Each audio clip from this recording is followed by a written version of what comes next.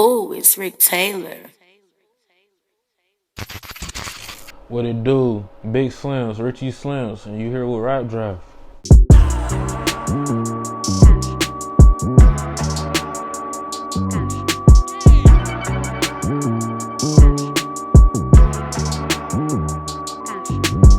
Yo, what's going on, man? It's your boy Rick Taylor back with another episode of the Rap Draft. I got my dog Richie Slims here with me, man. What's going on? Man, what's the word?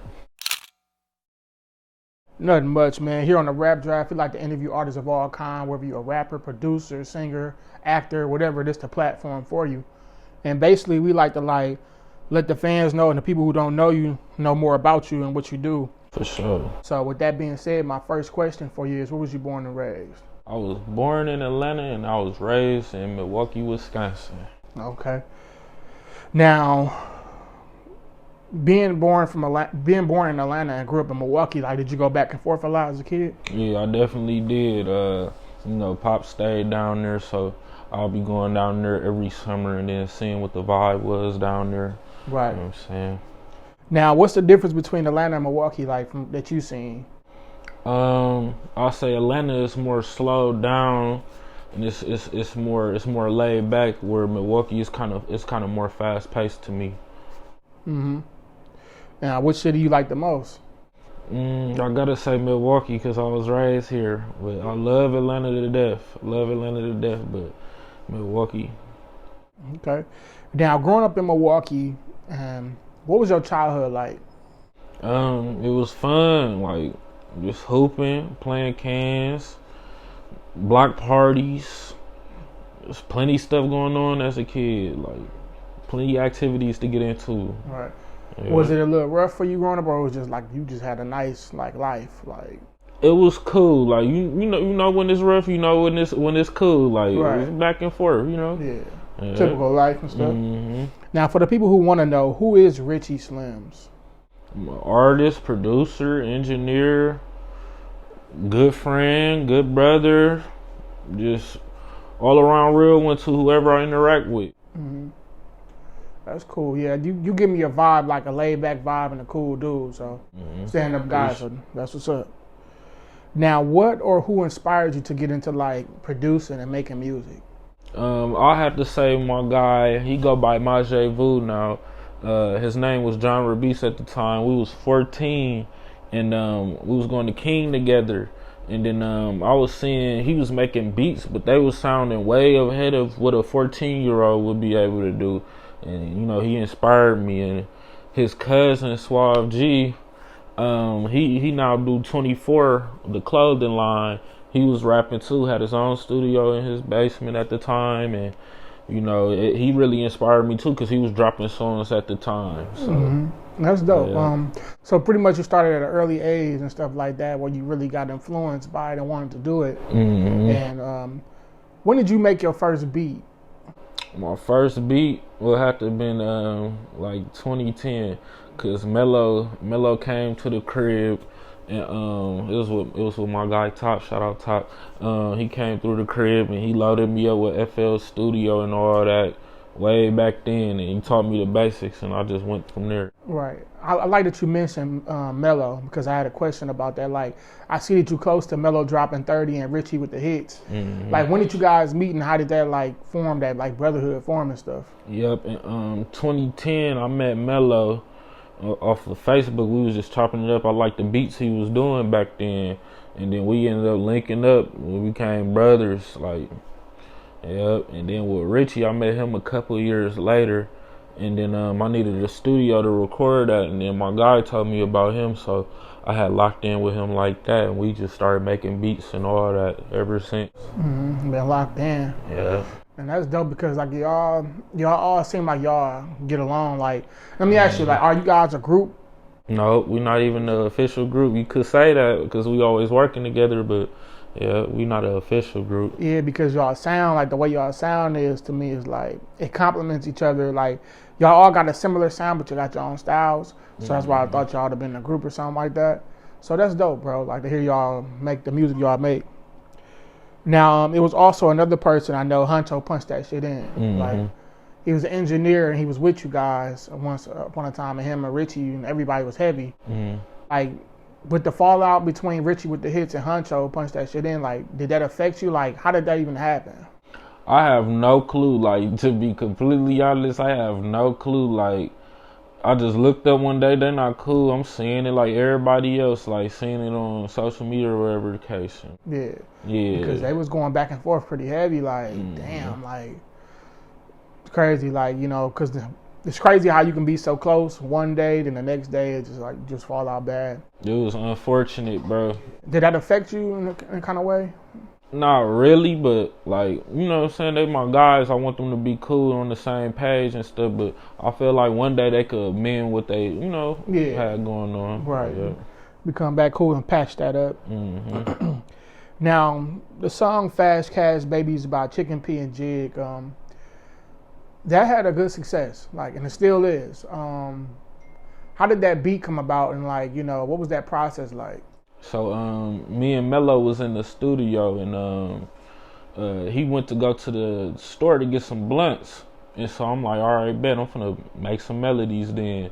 So I get to making the melodies to it, and I'm like, damn, this shit kind of crazy. Like, what the fuck? Like, this shit kind of hard. Like, what? And then he ended up coming back. I couldn't call him because there wasn't no reception. He ended up coming back. I'm like, bro, this shit crazy. He like, play it. I played it for him. He like, whoa.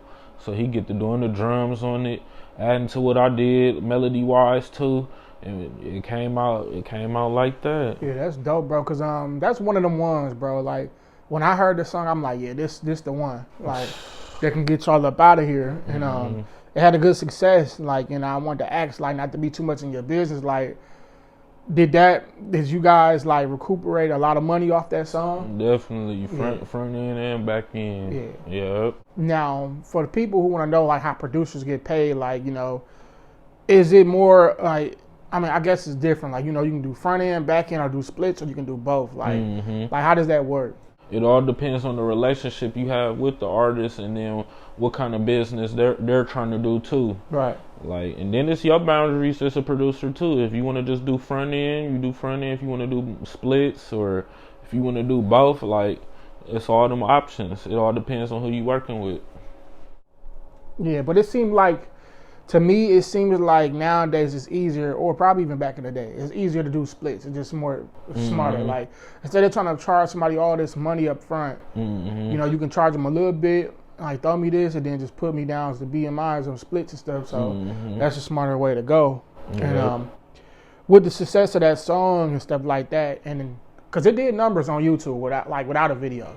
Did about like 4 million views off just for audio. Yeah. Did the success of that song like have any artists reaching out to you, like major artists reaching out to you, like, hey, we want some beats? Yeah, I had the bigger Detroit artists hitting me, and they shouting out the song and all type of stuff like that. So it was major love from it, definitely. Like, what artists hit you up like to get like a beat from you or something? Worked with DZs, the Sadas, and I got some new crazy stuff in the works too right now. So yeah, that's dope, bro. Like, it's crazy how, like, you know, like, it's so amazing to me, like, what word of mouth can do, or just what internet can do. Like, you know, with the success of that song and just music, how it bring people together and stuff like that, and then get your name out here more. So congratulations to that, bro. Appreciate it. For sure. What made you wanted to get into, like, start making music yourself, like rapping and stuff like that?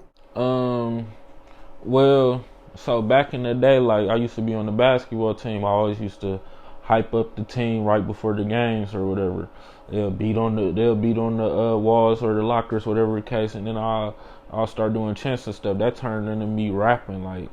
Then I ended up starting to rap, and then I met them in high school. Like I was saying earlier, I met them in high school. And then that transitioned me into it for real. You know what I'm saying? Like, really made me want to go for it. You know what I'm saying? So now, what do you like better? You like producer, or you like rapping better? I'll say I don't know. It's like, it's a love hate with both. So I don't know. I have to say rapping. Rapping is more of my passion. Yeah, I love producing, but rapping more of my passion. Right. Now, by you being a rapper and a producer, like, because I used to make some beats from time to time. It wasn't on y'all level or nothing, but I know how it feels like to make a dope beat. Like, did you have a lot of moments where you was like, man, I want to use this for myself? Like, you know what I'm saying? You get them moments for sure. Like, you be like, I'll let them go. I'll throw it to bro, or I'll throw it to her, or whatever. Like, you get the moments like, damn, this beat is fire. I don't know if I want to give it to the next person, but you gotta pick and choose your battles with it. Right. Now, being in Milwaukee, bro, like, we got a lot of music coming out of here, but it's certain names and producers and rappers that stick out. Like, I say in the producer lane, for me, who names stick out is yours, RichieWitDaHitts, Mello, Tay Love, and Gorgees. Like, especially when it came to like the slap music area. Yep. And the trap music, it's really those names for me. Yeah. I just discovered Iced Up Ready, you know, stuff like that. I interviewed him and some more people. But, you know, how does it feel being one of those top names in the city, like when it comes to like producing wise? It feel good because I never picture myself being a producer. So to get as much love as I get, it'd be surprising. It'd be feeling, it's real humbling. Like, damn, okay, people really fuck with a nigga. Like, that's what's up. And I know it could be like, since you said you didn't want to be a producer at first, I know it got to feel like kind of crazy. Like, damn, I'm really producing. I really produced a hit out of Milwaukee that got 4 million views. Like, that's big, bro. Yeah. You know what I'm saying? So, congratulations to you with that. I appreciate it. For sure. Now, it was a time in Milwaukee, like 2017. That's the year I like to point out. It was even before that. Milwaukee music was like, we was lit. I'm not saying we're not lit, but it was more lit back then. Like, you know, what is your thoughts on the music scene in Milwaukee right now? We going in the direction we need to be, but we just gotta keep being consistent with it. Like, as long as we consistent, we gonna be where we need to be. Right. Yeah. Now, do you think that the Milwaukee music scene, like, do you think the music like kind of like fell off, or do you think it's still where it's at, or you think it's like just a new generation coming in? It's a new generation coming in, like, you know what I'm saying, to take over the era we had or whatever the case. But I'm fucking be collabing with the new young niggas and shit like that. Like, Mari working with the new young niggas. Right. And that's dope because like the new generation get to see and take what we did and what our elevated, and elevate it, because now they got TikTok and all that. Like, say for instance, like Sean P and Esco and Nas and them, they had that the dance, Danny 414, shout out to them. They got that song that went viral like across the world. And even got recognition for the lady who made the song. So like, that's just dope. Like, cause they took that platform. I'm proud of them. Like, no bullshit. I'm proud of them. Very proud of them, bro. Like, they took that platform of TikTok and just built their brand up. So it's good to see that type of stuff. Yeah. So, now, speaking on artists, like indie artists or major artists, is there any artists that you want to work with that you haven't worked with yet? Like, you ever got that thought in your head, like, man, I know me and this artist cook up something dope? Larry June, Payroll, Future. I wish I could have worked with Nipsey. I got one with Mozzy. I wish I could have got one with Nipsey, but yeah. You got a joint with Mozzy? Uh-huh. Oh, wow, okay. Yep. What's the name of the track? It's Mozzy featuring SOB and RBE. And damn, I forgot the damn title, but I did a Tupac sample to it. And then made it real West Coast for them so they could catch it. Bro, that's dope, bro. That's dope. Congratulations to that. Like, what was that? Talk about that. Like, what was that experience like working like with Mozzy or producing the beat, and you know what I'm saying, like getting him that beat. Like, what was that process like? So at the time, I was getting hip to the new Bay Area sound, like. Cause the Bay Area, they had the E40s, the Mac Dre's and stuff like that. But this the new wave now, like. So it's SOB, RBE, and all them type of cats out there. So I had tapped into them early, like just looking for new music to listen to. And then I got in my head like, I'll send them a beat. Let me see if I could send them a beat. I ended up finding one of the artists in SOB, RBE email or whatever, and I sent them the beat, and they end up doing it quick too. So. That's dope. Like, you know, it's that simple. Like, just by being on social media, you can reach out to who you want to reach out to. Sometimes you might have luck, sometimes you might not have luck, but it's worth the shot. You know what I'm saying, to try. So I just catching them early, like the new up and coming rappers from East City, just catch them early. Yeah. That's what I'll say to the producers, catch them early. Well, for sure. And it seemed like you got an all-around sound, too. So I like that, like, with you, man. So I got a couple more questions for you. Like, what's next? Like, what are you working on right now?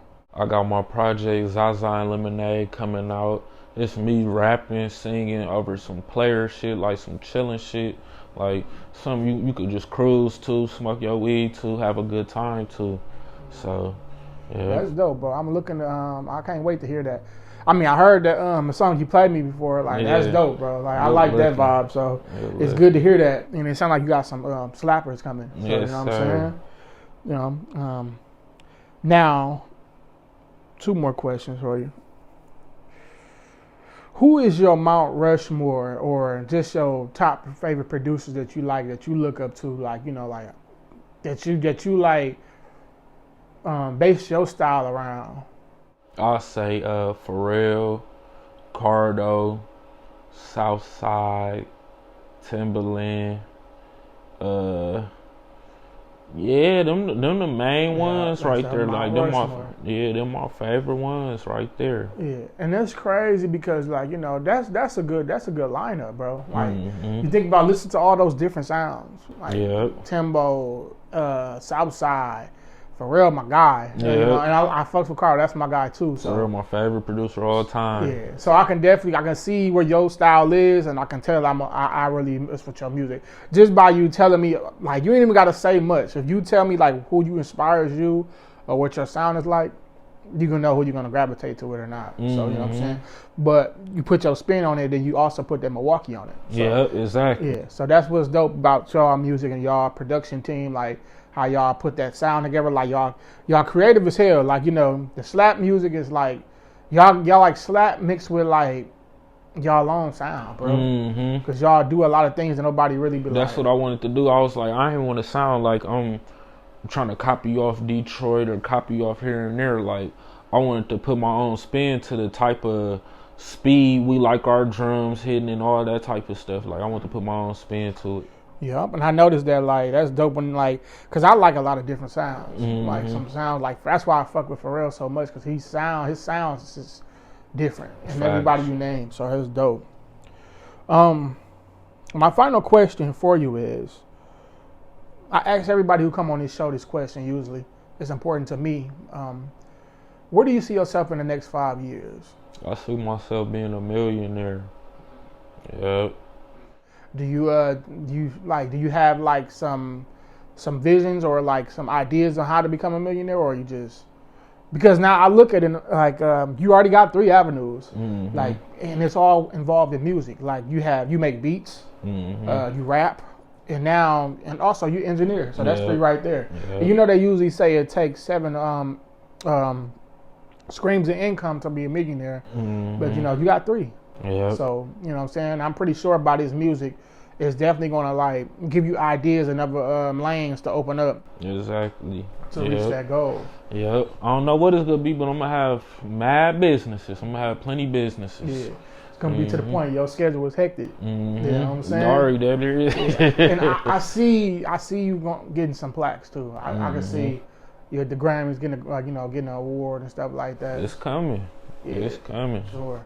So, but you're on the right path, bro. Like I be paying attention, like when it comes to you, Richy Slims, like you don't hear your name or nothing. Like no drama, no nothing. Like I don't like drama. Yeah, I don't like drama neither. And it's good to hear that you don't like drama and how you be in your lane and like you just stay to yourself and you like you just work, bro. Like and that's all I heard from you when I by hearing your name, I see that you working. Your progress, your grind, your consistency. So, by the way you moving, bro, I can see you like reaching your goals in no time. For sure, it's coming. And I want to wish you the best of luck on your journey, and and congratulations on the success you have so far. Man, appreciate it, bro. For sure, because we from Milwaukee. It's hard to make it out of here. You can make it here, you can make it anywhere. Facts. You know what I'm saying? Literally. Yeah. So, but I want to say thank you. I appreciate you for sitting down with me and having this interview on the Rap Draft, because you could have been anywhere else in the world today, but you're sitting here on Rap Draft interviewing with Rick Taylor, answering these questions. So I really appreciate you with that, my boy. I appreciate you having me, man. Yeah. for sure. So, like I said, good luck to you and congratulations on what you achieve. And I believe you can go far. And I'll be rooting for you, my boy. Man, appreciate you. You going a long way too, bro. Yeah, for sure. Appreciate you. Yes, sir.